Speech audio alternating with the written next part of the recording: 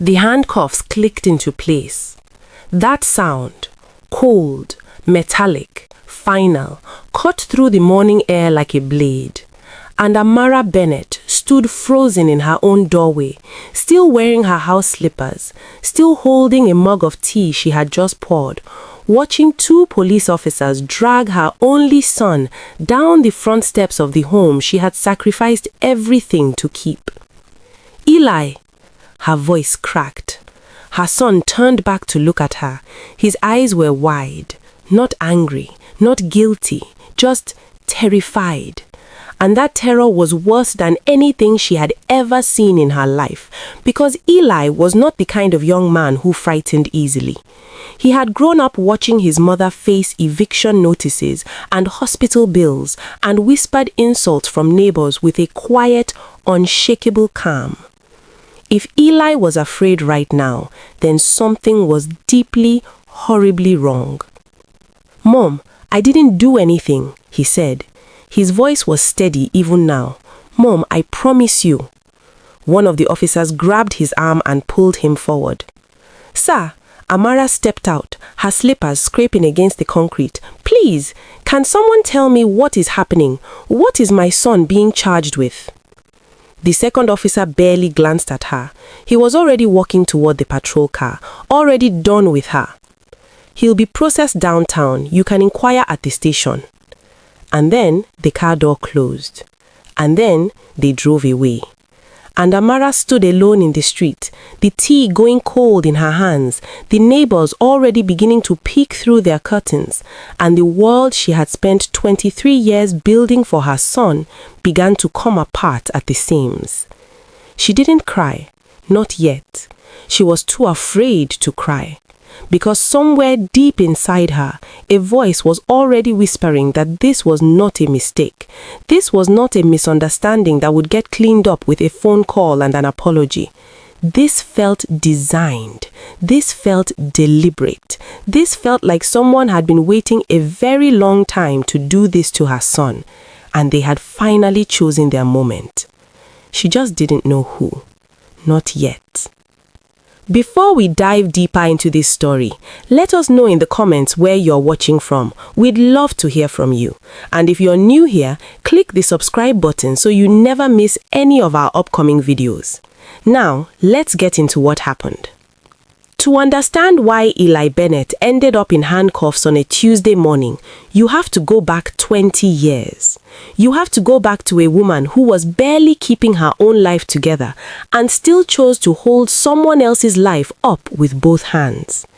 Amara Bennett was not a complicated woman. She taught primary school in a mid-sized town in a county that had long ago stopped paying attention to itself.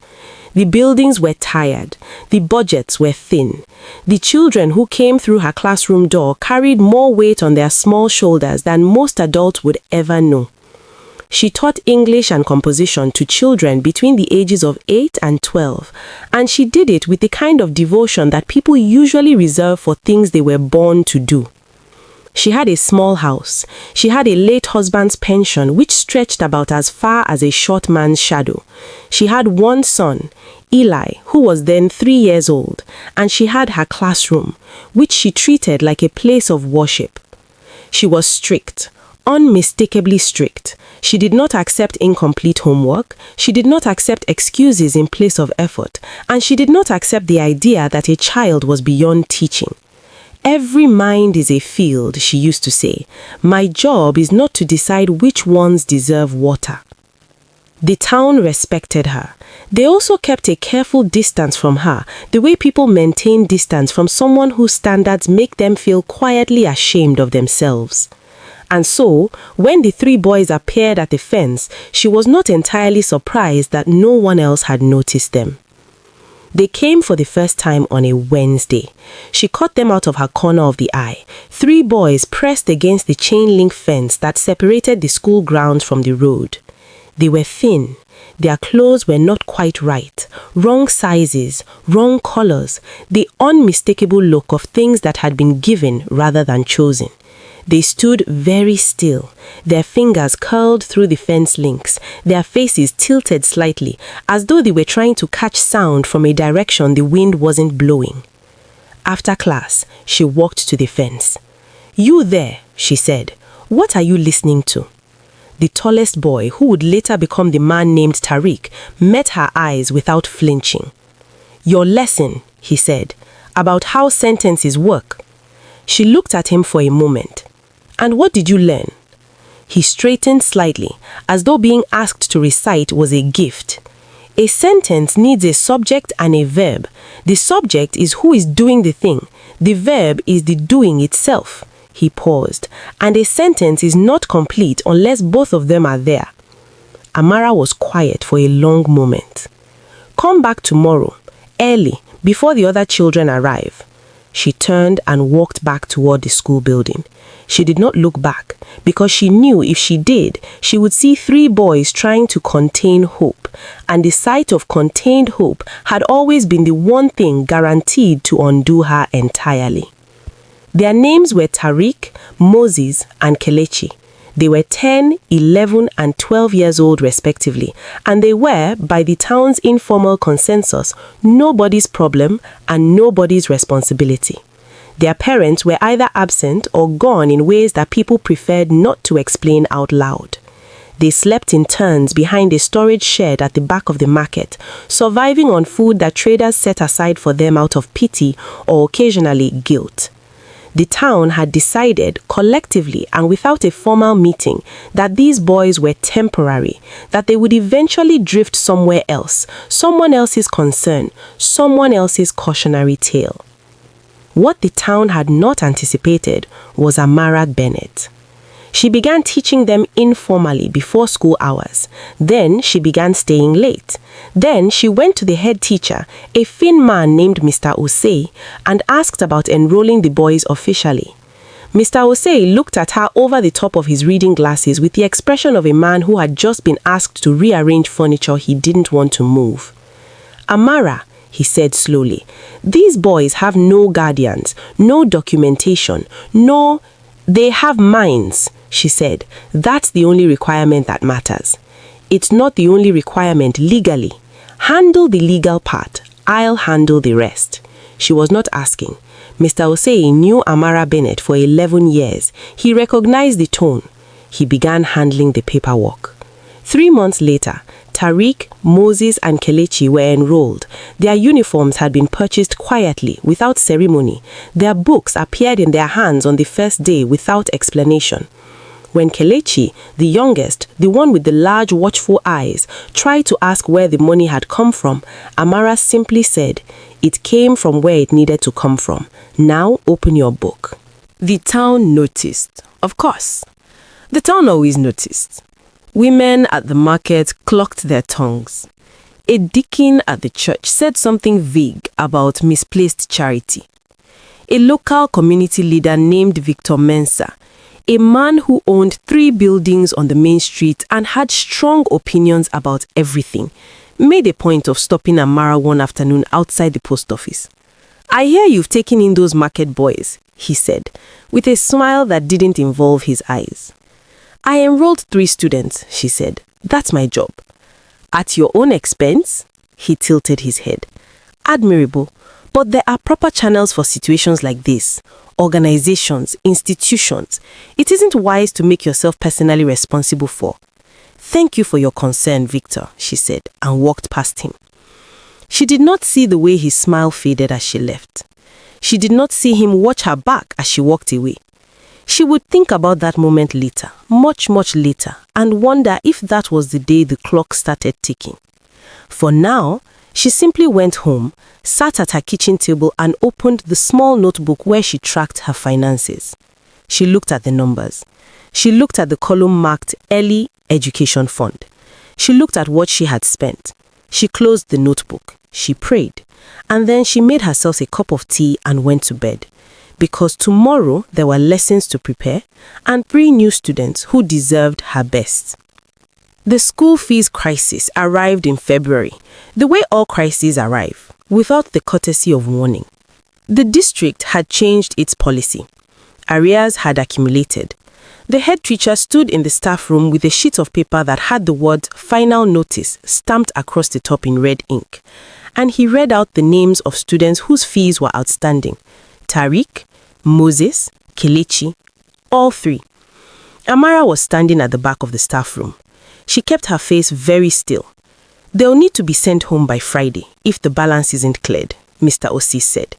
He did not look at her when he said it. That evening, she sat at her kitchen table for a long time. Eli was 7 now. He was doing well in school, better than well.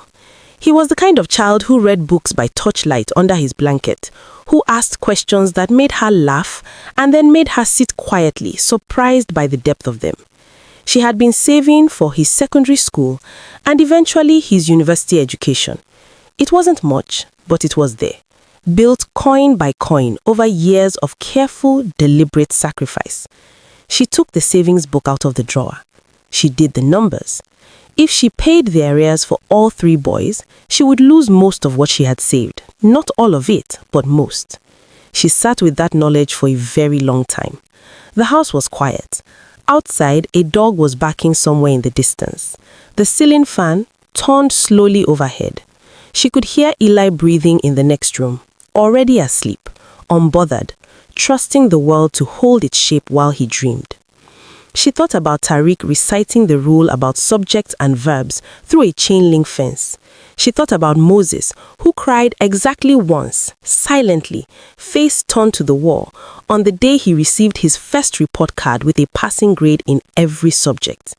She thought about Kelechi, who told her 3 weeks ago, in that careful, precise way of his, "Madam, when I'm older, I want to do something that helps people who have no one to help them." He had paused and then added with devastating seriousness, "Like how you helped us."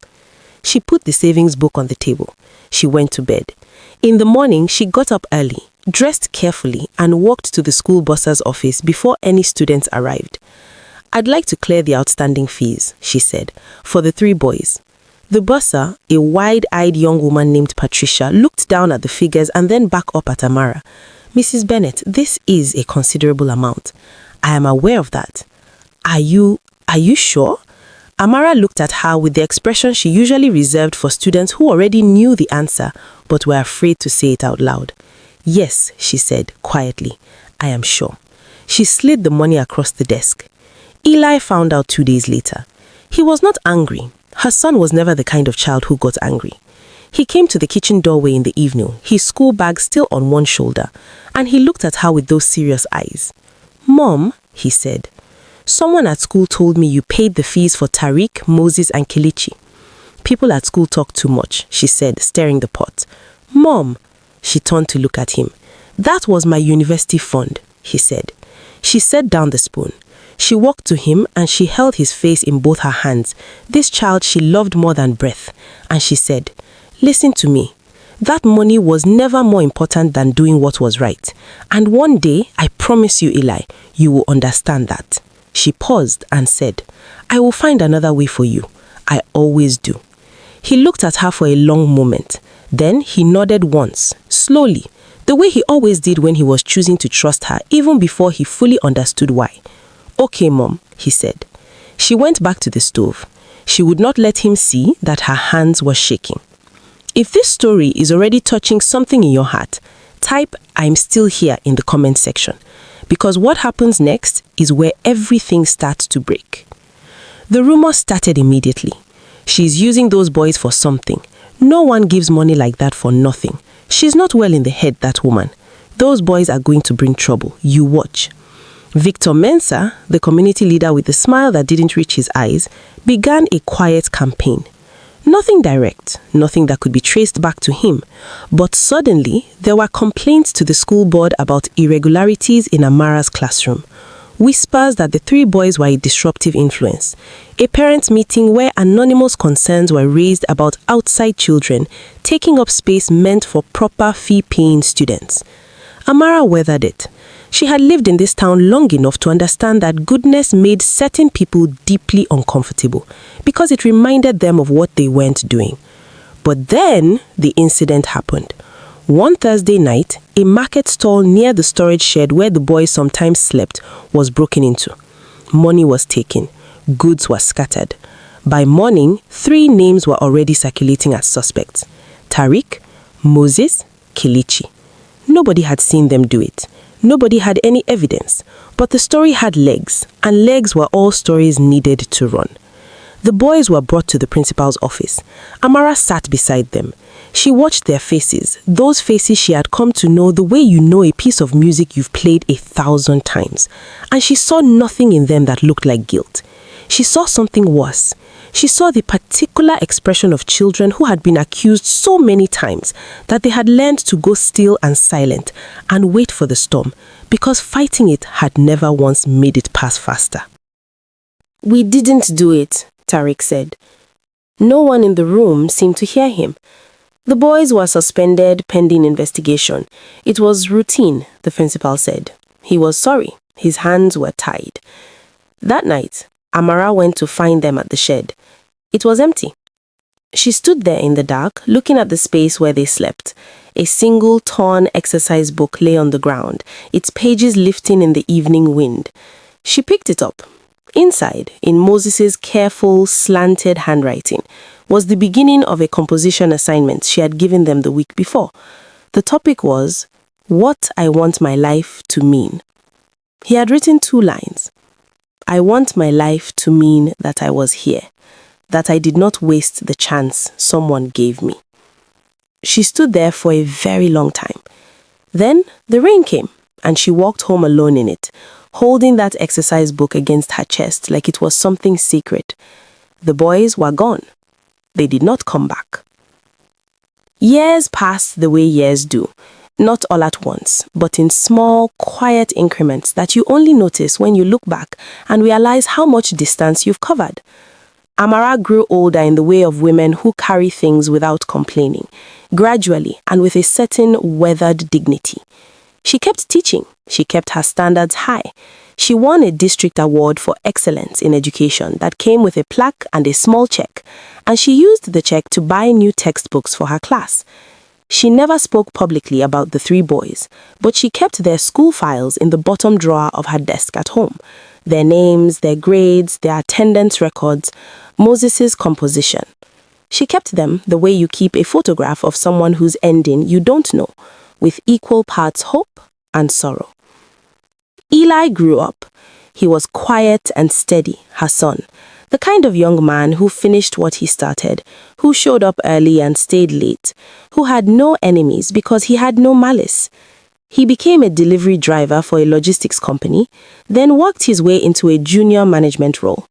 He got engaged to a woman named Grace, who brought noise and laughter into Amara's quiet house, and whom Amara loved immediately and completely. Life was not easy. Life was never easy, but it was decent. And decency, Amara had come to understand, was a form of grace. Then, one Monday evening, while Eli was reviewing paperwork for a new contract his company had submitted to a property development firm, he noticed something strange. His name appeared on documents he had never signed. His ID number was attached to transactions he had never authorized. He stared at the papers for a long time, trying to make sense of them, and the harder he looked, the colder his blood ran.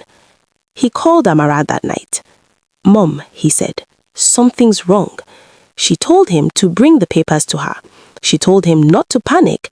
She told him they would figure it out together. But there was no time to figure it out. The police arrived on a Tuesday morning. The charge was fraud. The allegation that Eli Bennett had embezzled funds from a real estate transaction, forged authorization documents, and redirected money intended for a housing development project into personal accounts. The victim named in the complaint was a company owned by Victor Mensah. When Amara heard that name, something shifted in her chest. Not surprise, not even shock. Just a terrible settling clarity, the kind that comes when you realize that a thing you feared for years has finally arrived. Victor Mensah, the man with the smile that had never reached his eyes. The courthouse was a worn-out building on the corner of 2 streets that couldn't decide what they wanted to be. The waiting room smelled of floor polish and anxiety. Amara sat on a wooden bench with her hands folded in her lap, and she did not move for 4 hours while the preliminary proceedings crawled forward. She had tried to find a lawyer. She had called everyone she knew, stretched every contact she had built over 23 years of teaching in this town. What she found was either unavailability or a number she couldn't pay.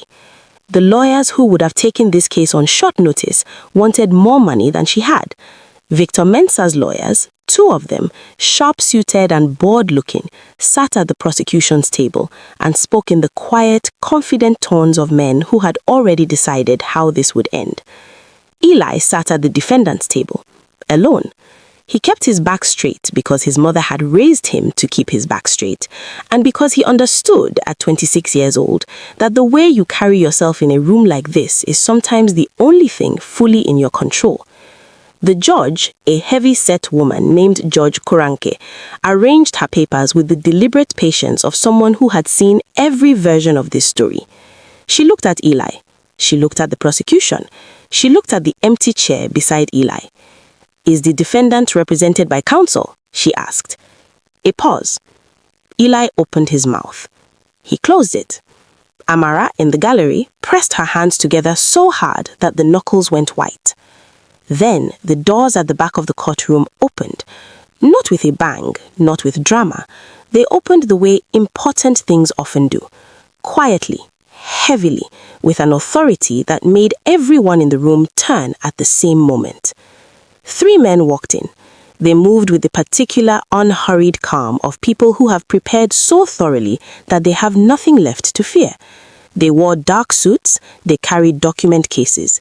The lead man, the tallest one, broad-shouldered, with close-cropped hair and eyes that scanned the room the way a person scans a space they are about to change, walked directly to the defendant's table and set his case down with a sound that somehow filled the entire room. "Your Honor," he said, his voice clear and measured, "I apologize for the delay. My colleagues and I have only just been briefed on this case. We are representing the defendant, Eli Bennett."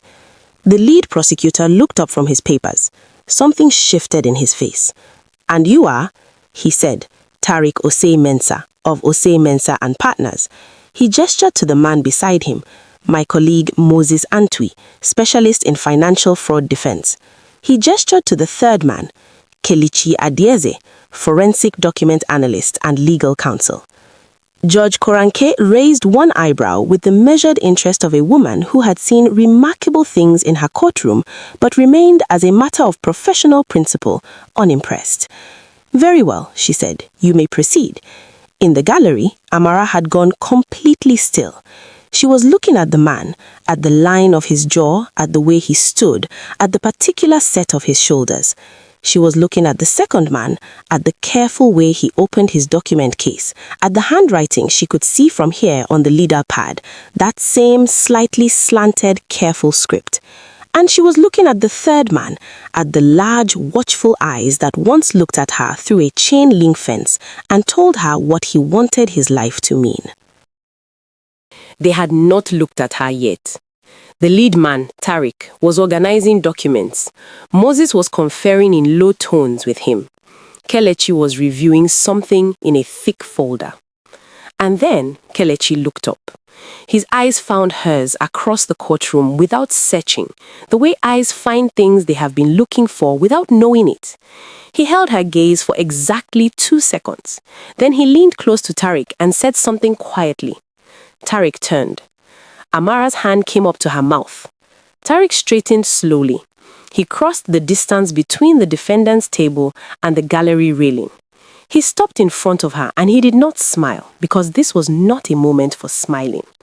He lowered his head very slightly, a small, specific bow that somehow communicated 20 years of everything. "Madam Bennett," he said quietly, "we're going to take care of this." She couldn't speak. She tried once. Nothing came. Moses appeared beside Tariq. He pressed his hand briefly over hers where it gripped the railing. He said nothing. He didn't need to. And Kelechi, last, looked at her with those large, serious eyes and said, in the same precise, careful voice she had taught him to read with, "You said a sentence needs both a subject and a verb to be complete. We're here to complete this one." She made a sound she would never afterward be able to describe. The judge cleared her throat. "Counsel," she said, not unkindly, "whenever you're ready." What happened in that courtroom over the next 90 minutes was not in the end complicated. The complication had come before, in the quiet engineering of a trap, in the careful forgery of documents, in the coaching of a witness who had been paid to place Eli at a location he had never been. Victor Mensah had made one mistake. He had assumed that Eli Bennett had no one. He had miscalculated badly. Tariq stood before the court and dismantled the prosecution's case the way a skilled hand takes apart a mechanism that looks complex until you understand exactly which piece is holding the others in place. He produced timestamp records from Eli's company server, proving that the authorization signatures had been uploaded remotely from an IP address in Victor Mensah's own office building, at a time when Eli was logged into a work system 30 kilometers away. Moses laid financial records across the table with the calm precision of someone who had spent 15 years forensically untangling exactly this kind of manufactured paper trail. He identified 3 separate inconsistencies in the transaction records that could not have been accidental. Inconsistencies that pointed not to Eli, but back systematically and irrefutably toward the complainant himself.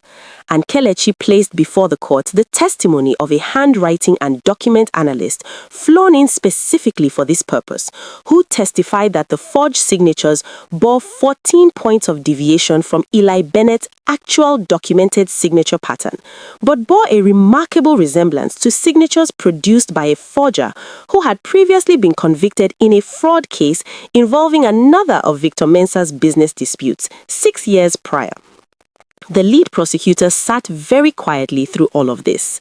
Victor Mensah, in the public gallery, went the specific color of a man watching something he built falling apart piece by piece with nothing he can do to stop it. Judge Koranke listened.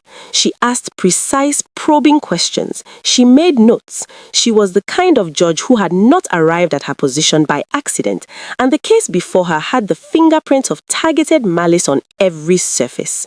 She called a 30-minute recess. When she returned, she did not keep anyone waiting. The charges against the defendant, Eli Bennett, are dismissed on grounds of insufficient evidence and demonstrable inconsistencies in the prosecution's submitted materials. She looked up.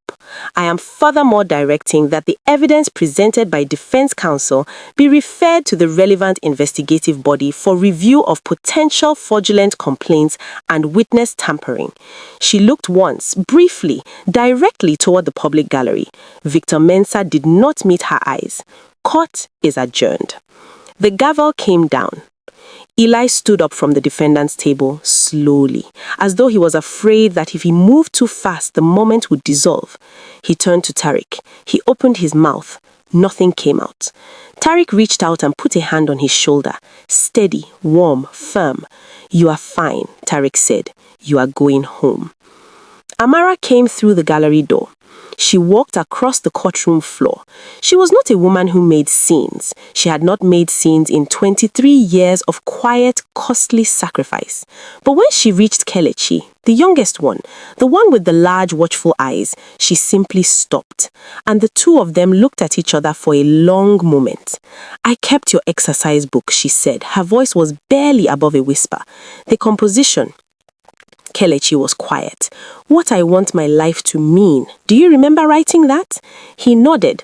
Something moved through his face. Not quite grief, not quite joy.